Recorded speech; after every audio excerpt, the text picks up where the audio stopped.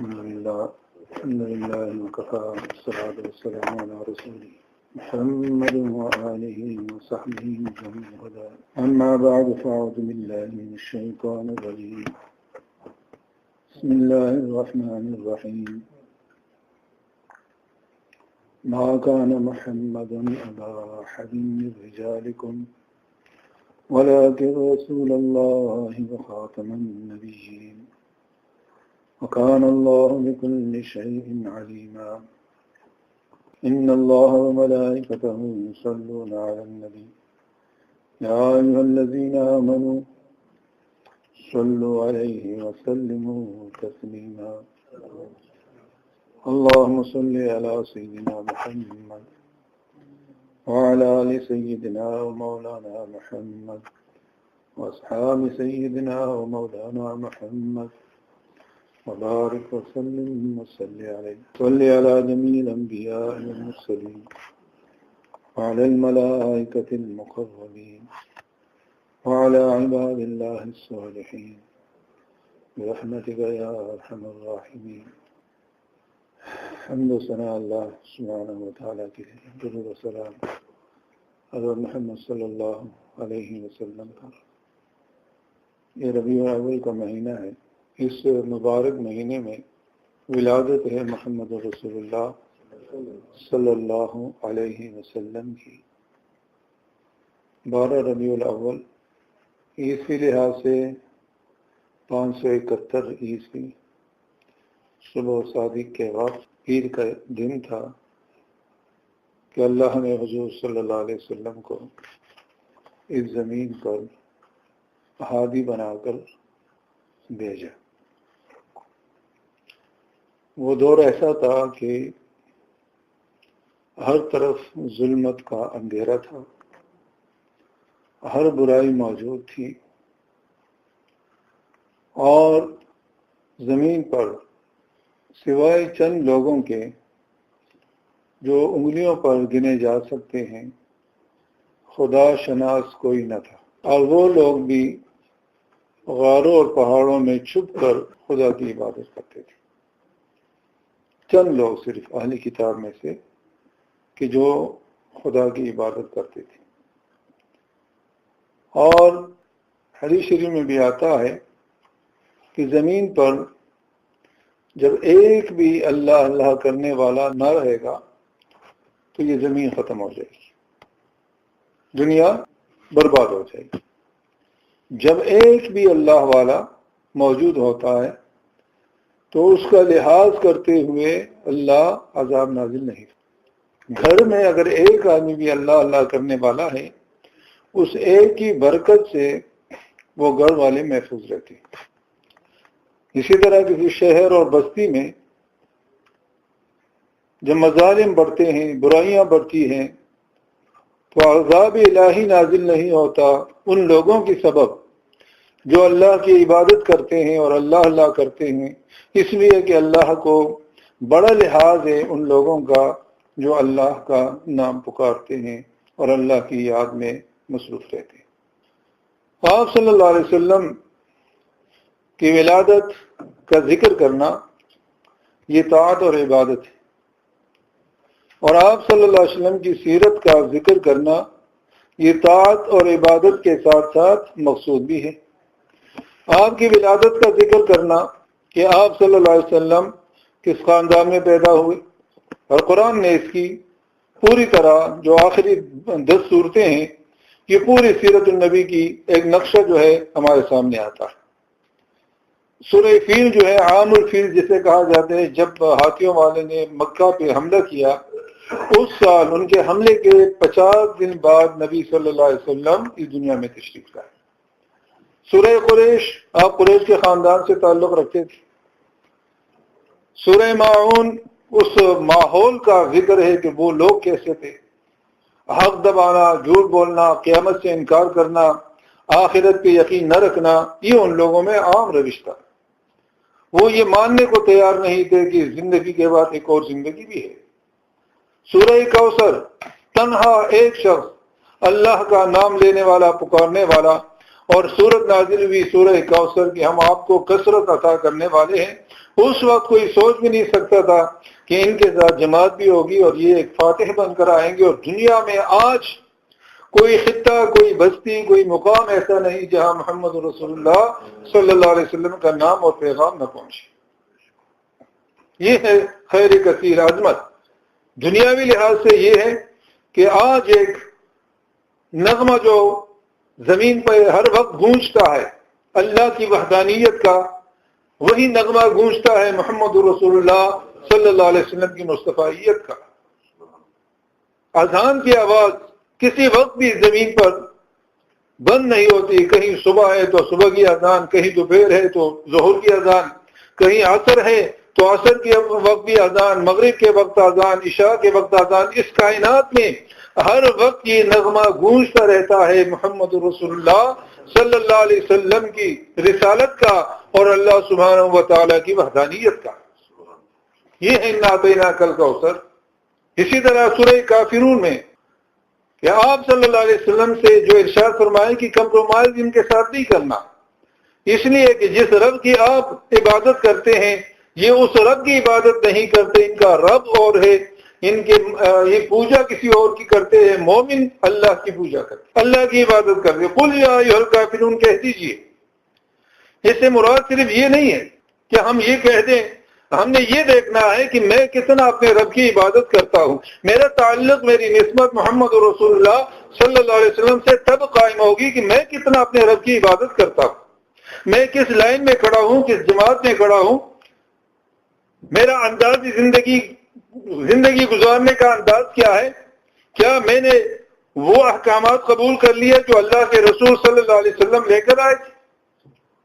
ولادت محمد رسول اللہ صلی اللہ علیہ وسلم کا بیان کرنا یہ تو بڑی عظمت کی بات ہے، عبادت ہے، کون انکار کرے گا اس سے؟ اپنے بچے کی پیدائش پہ خوش ہو، اس سے زیادہ خوشی حضور صلی اللہ علیہ وسلم کی ولادت کی۔ لیکن ولادت کے جو بعد 40 سال ہے اس میں ہمارے لیے نمونہ نہیں، اس میں آپ صلی اللہ علیہ وسلم پیغام کوئی لے کر نہیں آئے۔ آپ صلی اللہ علیہ وسلم کی انگلیاں مبارک کیسی تھی، آپ کی آنکھیں مبارک کیسی تھی، آپ کے ہونٹ کیسے تھے، آپ کا قد کیسا تھا، آپ کا رنگ مبارک کیسا تھا، ہم میں سے اگر کوئی چاہے کہ میں ایسے بنا دوں نہیں بنا سکتا، اس لیے کہ آپ جیسا کوئی ہے ہی نہیں۔ آپ کو اللہ نے مکمل جمال دیا تھا، مکمل ترین جمال اللہ سبحانہ و تعالیٰ نے حضور صلی اللہ علیہ وسلم کو عطا کیا تھا۔ ایک حسن ہے اور ایک جمال ہے۔ حسن جو ہے اس کی کیفیت کچھ اور ہے، جمال جو ہے اس کی کیفیت کچھ اور ہے۔ حسن میں یکتا حضرت یوسف علیہ السلام، لیکن حسن سے بڑھ کر جمال میں یکتا محمد رسول اللہ صلی اللہ علیہ وسلم۔ یا صاحب الجمال و یا سید البشر من وجهك المنیر لقد نور القمر لا يمكن الثناء كما كان حقه بعد از خدا بزرگ تو یہ قصہ مختصر۔ آپ کی تعریف سب لوگ مل جائے، سب اکٹھے ہو جائیں، حضور صلی اللہ علیہ وسلم کی ولادت کی عظمت بھی بیان نہیں کر سکتے اور آپ کی بعث کی عظمت بھی بیان نہیں کر سکتے۔ تو ایک ولادت ہے محمد بن عبداللہ کی اور ایک ولادت ہے محمد رسول اللہ کی، ایک ولادت ہے آپ کی جسمانی طور پر اور ایک ولادت ہے آپ کی روحانی طور پر۔ ولادت جسمانی، آپ محمد صلی اللہ علیہ وسلم آمنہ کے گھر پیدا ہوئے، اور ولادت روحانی جب آپ غار حرا میں ہیں اور جبریل آ کر قرآن سناتے ہیں، وہ دن آپ کی نبوت کا پہلا دن، آپ کی روحانی ولادت کا پہلا دن تھا۔ ہم ذکر کرتے ہیں ولادت کا، خوش ہوتے ہیں اس لیے کہ ہمیں کچھ کرنا کرانا نہ پڑے۔ حضور صلی اللہ علیہ وسلم کی تعریف بیان کی، آپ صلی اللہ علیہ وسلم کی عظمت بیان کی، یقیناً یہ طاعت اور عبادت ہے، لیکن اصل جو مقصود تھا محمد رسول اللہ صلی اللہ علیہ وسلم کا، آپ صلی اللہ علیہ وسلم نے نماز کیسی پڑھی یہ ہمیں سیرت میں ملے گا، بعث میں ملے گا۔ محمد رسول اللہ صلی اللہ علیہ وسلم کہ آپ کی زندگی میں آپ نماز کیسے پڑھتے تھے، آپ گھر میں کیسے رہتے تھے، آپ کی خانگی زندگی کیا تھی، آپ پانی کیسے پیا کرتے تھے، آپ صلی اللہ علیہ وسلم کا لوگوں کے ساتھ معاملہ کیا تھا، آپ صلی اللہ علیہ وسلم گھر والوں کے ساتھ معاملہ کیا تھا، آپ صلی اللہ علیہ وسلم مسجد میں امام تھے تو آپ کا رویہ کیا تھا؟ آپ صلی اللہ علیہ وسلم سفر میں ہیں تو آپ کے معاملات کیا تھے؟ یہ تمام ہمیں سیرت محمد رسول اللہ صلی اللہ علیہ وسلم سے حاصل ہوگا. اور اگر ہم چاہیں تو اس طرح زندگی، اس جیسے زندگی تو نہیں گزار سکتے، اس جیسے تو بن نہیں سکتے. صحابہ نہیں بن سکے تو ہم کہاں بن سکتے؟ حضرت شیخ عبد القادر جیلانی رحمت اللہ علیہ نے کوشش کی کہ زندگی محمد رسول اللہ صلی اللہ علیہ وسلم کی حیات طیبہ کے مطابق گزاروں، نہیں گزار سکے. آپ صلی اللہ علیہ وسلم نے گھر میں سونا چاندی کبھی نہیں رکھا. ایک آدمی اگر چاہے کہ میں محمد رسول اللہ صلی اللہ علیہ وسلم کی طرح زندگی گزاروں، کیا کوئی ہمت ہے کسی میں کہ اپنے گھر کا تمام سونا چاندی اٹھا کر صدقہ کر دے؟ نہیں کر سکتا. حضور صلی اللہ علیہ وسلم نے دوسروں کو فوقیت دی. حضور صلی اللہ علیہ وسلم نے مساکین سے محبت کی، یہاں تک کہ دعا مانگی کہ یا اللہ مجھے مسکین رکھ، یا اللہ میرا حشر مسکینوں میں فرما. ہماری تو دعائیں شروع ہوتی ہے کہ یا اللہ میری دنیا سب سے پہلے اچھی کر، آخرت کے بارے میں بعد میں بات کرتے ہیں. لیکن ہمارے لیے اتنا حکم ہے کہ ہم شریعت کے دائرے میں اللہ کے رسول کی اتباع کریں تو ہمارے لیے نجات بھی ہے اور اللہ کے ہاں مقبولیت کا ذریعہ بھی ہے. اس لیے کہ وہ شان صرف محمد رسول اللہ صلی اللہ علیہ وسلم کی ہے. اور آج کے بعد صحابہ کرام نے عمل کر کے دکھایا.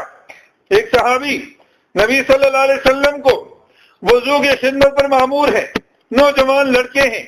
آپ صلی اللہ علیہ وسلم کو تہجد کے وقت پانی لا کر وضو کرایا کرتے تھے. عرصے دراز سے یہ خدمت کر رہے. ایک دن حضور صلی اللہ علیہ وسلم خوش ہوئے، ارشاد فرمایا سل یا ربیہ، اے ربیہ مانگ کیا مانگتا ہے؟ قسمت پہ قربان جائیے. جیسے محمد رسول اللہ صلی اللہ علیہ وسلم فرما دے کہ سل یا ربیہ، اے ربیہ مانگ کیا مانگتا ہے. آج جوش رحمت ہے، آج خدمت قبول ہوئی، آج اللہ کے رسول صلی اللہ علیہ وسلم دینا چاہتے ہیں. ارشاد فرمایا سل. اور یہ بہت کم واقعات ایسے ہیں جس میں اللہ کے رسول صلی اللہ علیہ وسلم نے اس انداز سے اپنے خادمین میں سے کسی کو یہ شرف بخشا ہو. پوچھا سل یا ربیہ، اے ربیہ مانگ کیا مانگتا ہے؟ اس نے عرض کیا کہ یا رسول اللہ مرافقتک الجنہ، یا رسول اللہ دنیا نہیں چاہیے، یا اللہ دنیا کی عزت نہیں چاہیے، یا رسول اللہ دنیا کی راحتیں نہیں چاہیے، یا رسول اللہ جنت میں آپ کا ساتھ چاہیے، جنت میں آپ کا ساتھ چاہیے. او غیرہ کا، یہ شاید فرمایا کچھ اور چاہیے تو بتا. عرض کیا یا رسول اللہ اور کچھ نہیں چاہیے، صرف جنت بھی نہیں چاہیے اگر آپ کی رفاقت نہ ہو. تو فرمایا کہ نمازوں کے ذریعے میری معاونت کر، تو جنت میں میرے ساتھ رہے گا. یہ ہمارے لیے کیا سبق ہے؟ میرے دل میں میں یہ دعویٰ کرتا ہوں کہ مجھے محبت ہے اللہ کے رسول صلی اللہ علیہ وسلم سے، مجھے محبت ہے حضور صلی اللہ علیہ وسلم سے، اور جس کام کو حضور نے پسند فرمایا میں اسے کرنے والا بن جاؤں. جیسے نماز کے بارے میں فرمایا کہ یہ میری آنکھوں کی ٹھنڈک ہے، یہ مومن کی معراج ہے، یہ نجات کا ذریعہ ہے. جس کی نماز نہیں اس کا دین نہیں. قبر کی نور ہے، پولیس رات سے گزرنے کا ذریعہ ہے، جنت میں پہنچنے کا طریقہ ہے. اگر کوئی نماز نہ پڑھے اور دعوے دار ہو کہ میں اللہ اور اللہ کے رسول سے محبت کرتا ہوں، تو اللہ کے رسول صلی اللہ علیہ وسلم نے جو محبت کے لیے لازم نتیجہ قرار دیا وہ یہ ہے کہ نمازوں میں میرے ساتھ شرکت کرو، نمازیں کثرت سے پڑھو. جب تم فجر کی نماز پڑھتے ہو یا اللہ توفیق دے تہجد کے لیے اٹھتے ہو، اس وقت اگر یہ تصور آ جائے کہ ایک وقت وہ تھا کہ اللہ کے نبی صلی اللہ علیہ وسلم تہجد پڑھا کرتے تھے، آپ فجر کی نماز پڑھایا کرتے تھے، اور میں بھی فجر کے وقت اٹھا ہوں. زمانہ گزر گیا، صدیاں گزر گئی، لیکن نماز وہی ہے جو میرے آقا پڑھتے تھے. تو زمانے کے حدود سے نکل کر آپ کی نماز محمد رسول اللہ صلی اللہ علیہ وسلم کی نماز بن جائے گی. لیکن یہ اندر کی کیفیت ہو، اندر اخلاص ہو، یقینی کامل ہو، ایمان کے درجے میں نماز پڑھنا نصیب ہو جائے، اور اس کے اثرات آپ کے اعضاء میں ظاہر ہو جائیں کہ یہ نماز مجھے روکتی ہے گناہوں سے، فحاشی سے، منکرات سے، جھوٹ بولنے سے، غیبت کرنے سے، ان تمام چیزوں سے میں رک نہیں رہا اور نمازیں بھی پڑھی جا رہا ہوں، تو سوچنا چاہیے میری نماز کہیں ناقص نہ ہو، نماز میری نامکمل نہ ہو۔ کامل نماز تب بنے گی جب ہم سیرت کو اپنانے کی کوشش کریں۔ اور سیرت کیا ہے؟ سیرت قرآن میں اللہ نے ہمارے لیے واضح طور پر ارشاد فرمایا، لَقَدْ كَانَ لَكُمْ فِي رَسُولِ اللَّهِ أُسْوَةٌ حَسَنَةٌ۔ تم اگر چاہتے ہو، ہدایت چاہتے ہو، جنت چاہتے ہو، میری رضا چاہتے ہو، کامیابی چاہتے ہو، تو ایک ہی طریقہ ہے، محمد رسول اللہ صلی اللہ علیہ وسلم کے طریقے کو اپنا لو، تمہیں ہدایت بھی حاصل ہو جائے گی، تمہیں جنت بھی مل جائے گی، تمہیں اللہ کی رضا بھی مل جائے گی۔ ایک محبت یہ ہے، ایک محبت یہ ہے جو ولادت کے ساتھ ہو۔ نبی صلی اللہ علیہ وسلم سے پوچھا، یا رسول اللہ آپ رحمت للعالمین ہیں، رحمت للعالمین سے مراد یہ ہے کہ آپ کی رحمت سے کوئی بھی محروم نہ رہا، ابو لہب سے بڑھ کر کوئی کافر نہیں، آپ کی رحمت سے اسے کیا ملا؟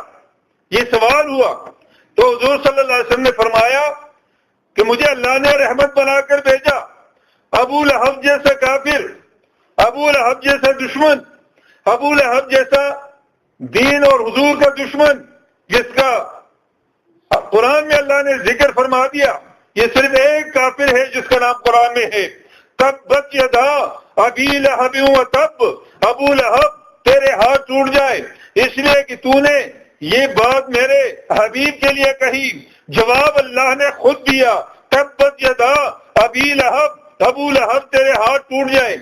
اور اس کے یا رسول اللہ اس جیسے کافر کو بھی آپ کی رحمت سے کچھ ملا؟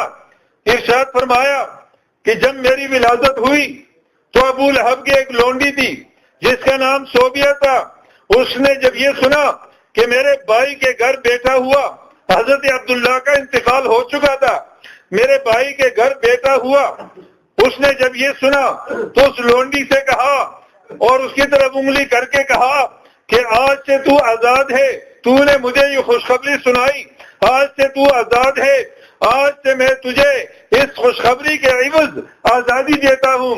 حضور صلی اللہ علیہ وسلم فرماتے ہیں جب پیر کا دن آتا ہے، جب وہ وقت آتا ہے تو ابو لہب سے عذاب ہٹا دیا جاتا ہے۔ یہ ہے حضور رحمت للعالمین۔ پوچھا جبریل سے کہ جبریل مجھے اللہ نے رحمت بنا کر بھیجا، میری رحمت سے تجھے کیا ملا؟ عرض کیا یا رسول اللہ صلی اللہ علیہ وسلم مجھے سب سے زیادہ ملا۔ پوچھا جبریل کیسے؟ کہا میں ہر وقت ڈرتا تھا کہیں راندہ درگاہ نہ ہو جاؤں، لیکن جب پہلی بار آپ کی خدمت میں آیا، وہی لے کر آیا، جب میں واپس گیا تو میرے رب نے مجھ سے فرمایا کہ جبریل آج تو نے وہ کام کیا ہے، میرے حبیب کے پاس وہی لے کر جو کام تو نے کیا ہے اس کی برکت سے تو ہمیشہ مقبول ہوگا، کبھی مردود نہیں ہوگا۔ حضور کی رحمت جبریل کو بھی ملا۔ حضور رحمت للعالمین کائنات کے لیے ہے، کوئی مانے یا نہ مانے، کوئی منکر ہو یا ماننے والا ہو، آپ کی رحمت سب کے لیے ہے، اس لیے کہ اللہ نے قرآن میں فرمایا وَمَا أَرْسَلْنَاكَ إِلَّا رَحْمَةً لِّلْعَالَمِينَ، ہم نے آپ کو عالمین کے لیے رحمت بنا کر مبعوث فرمایا۔ شام کے ملک میں ایک یہودی تورات پڑھ رہا ہے، کسی سے سنا کہ عرب میں مدینہ میں ایک آدمی نے دعویٰ کیا ہے کہ میں نبی ہوں۔ اب یہودی موسیٰ علیہ السلام کے علاوہ کسی اور کو ماننے کے لیے تیار نہیں، عیسیٰ علیہ السلام کا انکار کیا۔ حضور صلی اللہ علیہ وسلم کو جانتے تھے، قرآن کہتا ہے جانتے ہیں، مانتے نہیں۔ الذین آتیناہم الکتاب یعرفونہ کما یعرفون ابناءہم، یہ اس طرح آپ کو جانتے ہیں جس طرح باپ اپنے بیٹوں کو جانتا ہے، یہ اس طرح جانتے ہیں کہ آپ اللہ کے نبی ہیں اور یہ اللہ کا کلام ہے، لیکن مانتے نہیں۔ جاننا اور چیز ہے، ماننا اور چیز ہے۔ بات بنے گی ماننے سے، اور صرف ماننا بھی کافی نہیں، ماننے کے ساتھ عمل کرنا، یہ بھی لازم ہے، اور صرف عمل بھی کافی نہیں، اس کے لیے ایمان کا ہونا، عقیدے کا ہونا اور شریعت کے دائرے کے اندر ہونا یہ بھی لازم ہے۔ تو وہ یہودی نے نام بھی سنا، اب اس کے دل میں جو عداوت تھی وہ ابری اور اسے برا لگا کہ یہ کوئی نئے نبی آئے اور وہ بھی بنی اسرائیل میں نہیں عرب میں، تو وہ تورات لے کر پڑھنے لگا۔ تورات جب پڑھنے لگا تو صفحے میں نام دیکھا محمد صلی اللہ علیہ وسلم۔ اب غصہ آیا اسے کہ میں تو اس نام سننے کا روادار نہیں، اور آج نام میرے تورات کے اندر صفحے میں موجود ہے۔ تو اس نے چھری لی اور اس نام کو کاٹ ڈالا۔ اب دوسرے دن جب دوبارہ کھولا تو دیکھتا ہے 2 جگہ بھی محمد لکھا ہے۔ اب اور زیادہ غصہ آیا اور اس نے دونوں جگہوں سے کرچ ڈالا۔ اب تیسرے دن جب کھولا تو 4 جگہوں میں نام محمد صلی اللہ علیہ وسلم موجود ہے۔ تو اور غصہ آیا اور 4 جگہوں سے وہ نام کرچ ڈالا۔ جب تیسرا دن آیا اور اس نے جب تورات کھولی اور اس صفحے پہ نگاہ کی تو وہاں 12 جگہ پر محمد رسول اللہ صلی اللہ علیہ وسلم لکھا ہوا پایا۔ اب دل کی دنیا بدل گئی، اب دل کی دنیا بدل گئی۔ اب شام میں رہنے کے قابل نہ رہا، نکل گیا گھر سے، چل پڑا مدینہ کی سمت۔ اللہ ہم سب کو مدینہ کی سمت جانا نصیب فرمائے۔ محبت کے ساتھ حضور صلی اللہ علیہ وسلم کی عظمت ہو دل میں۔ امام مالک مدینہ میں رہتے ہی ایک حج کیا فرض، دل چاہا کہ نفلی حج کروں، لیکن مدینے سے نکلنے کو جی نہیں کرتا کہ ایسا نہ ہو راستے میں مر جاؤں، ایسا نہ ہو مدینے سے باہر انتقال ہو جائے۔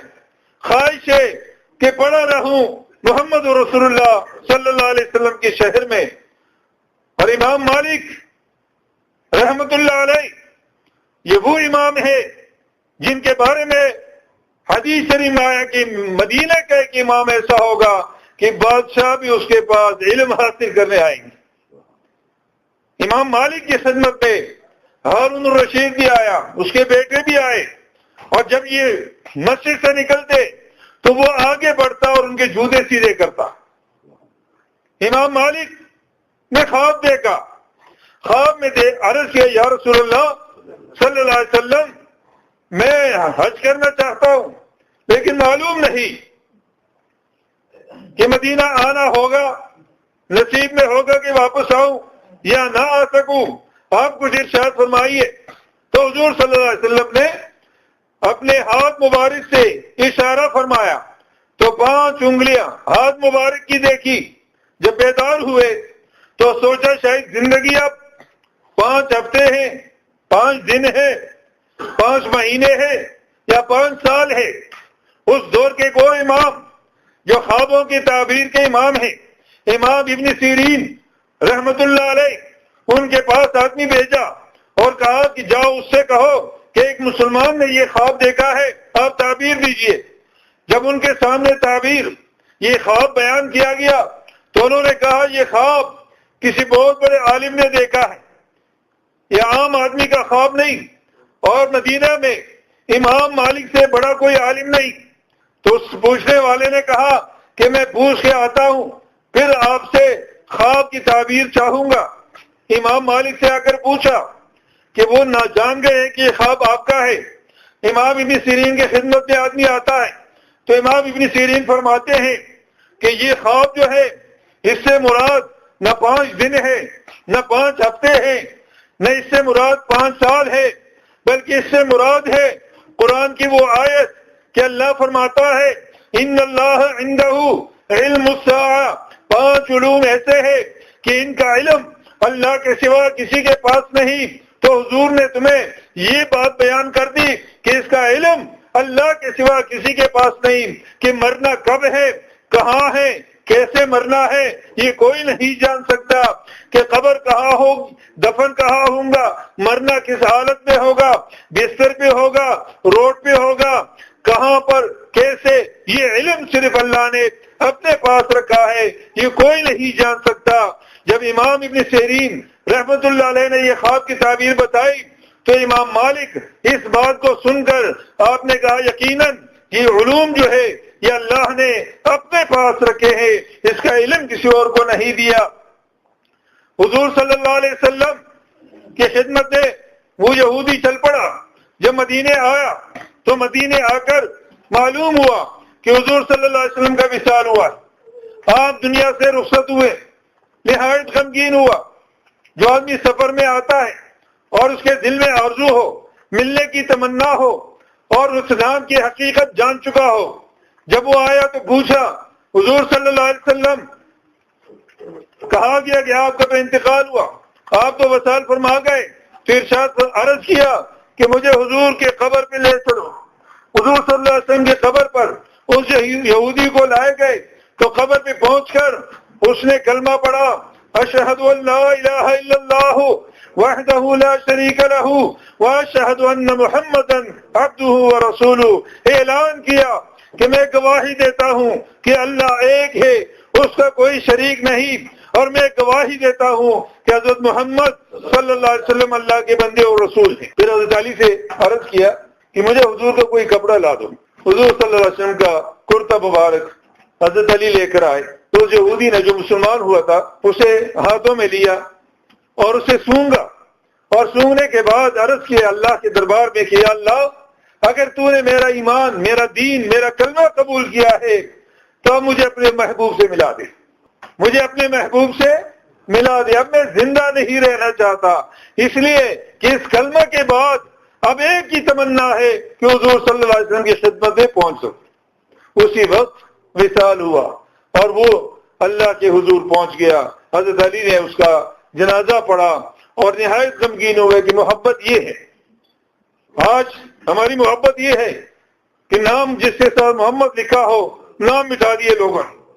یہ نہیں سوچتے کہ اتنا بڑا کہ قیامت کے دن اعلان ہوگا یا محمد، یہ اعلان ہوگا تو جس کا یہ نام ہے وہ کھڑے ہو جائیں گے، تو فرشتے کہیں گے یہ تو حضور صلی اللہ علیہ وسلم کو بلایا ہے، حضور صلی اللہ علیہ وسلم کو بلایا ہے، آپ کا نام نامی اسم گرامی محمد صلی اللہ علیہ وسلم، باقی لوگوں کو نہیں بلایا۔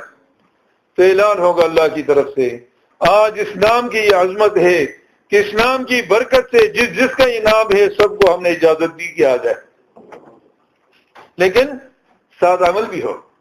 نہ محمد ہو نماز نہ پڑھے، نہ محمد ہو اور قرآن نہ پڑھے، نہ محمد ہو اور تمام برائیاں اس کے اندر موجود ہو، تو یہ استغاثہ ہوگا اس کے خلاف کہ اس نام کی کیا لاج رکھی۔ مسلمانوں سے بھی یہ سوال ہوگا، تم کلمہ پڑھتے ہو، اس کلمے کی کیا لاج رکھی ہے تم نے؟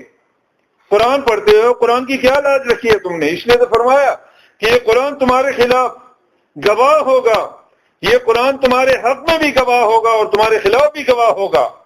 او حجت لک او حجت علیک، یہ تمہارے اوپر گواہ ہوگا یا تمہارے خلاف گواہ ہوگا۔ تو نبی صلی اللہ علیہ وسلم کی ولادت کا ذکر کرنا یہ بھی عبادت، اور آپ صلی اللہ علیہ وسلم کی سیرت کا ذکر کرنا یہ بھی عبادت، لیکن مقصود کیا ہے؟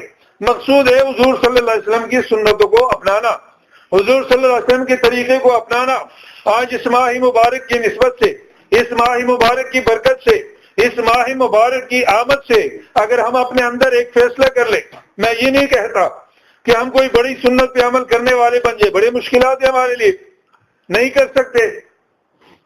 سب سے بڑی سنت حضور صلی اللہ علیہ وسلم کی، بہت بڑی سنت ہم نہیں کر سکتے، کمزور ہیں یا اللہ ہمارے اندر بہت ساری کمزوریاں ہیں، خرابیاں ہیں، لیکن وہ سنت جس کا کرنا بھی آسان، کوئی مذائقہ نہیں، کوئی ڈر نہیں، کوئی پریشانی نہیں۔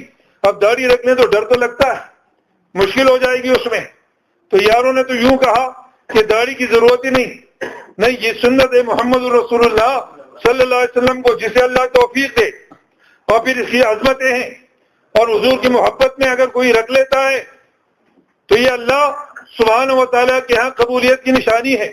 لیکن اگر یہ مشکل ہو، بہت ساری سنتیں ہیں، آپ کھانا کھاتے ہیں، ایک لمحے کے سوچ لے کہ میرے آقا محمد صلی اللہ علیہ وسلم نے کھانا کیسے کھایا، وہ سنت طریقہ سیکھ لے، پانی پینے کا سنت طریقہ سیکھ لے، رات کو سونے کا سنت طریقہ سیکھ لے، بازار میں جانے کا سنت طریقہ سیکھ لے، گھر میں رہنے کا سنت طریقہ سیکھ لے.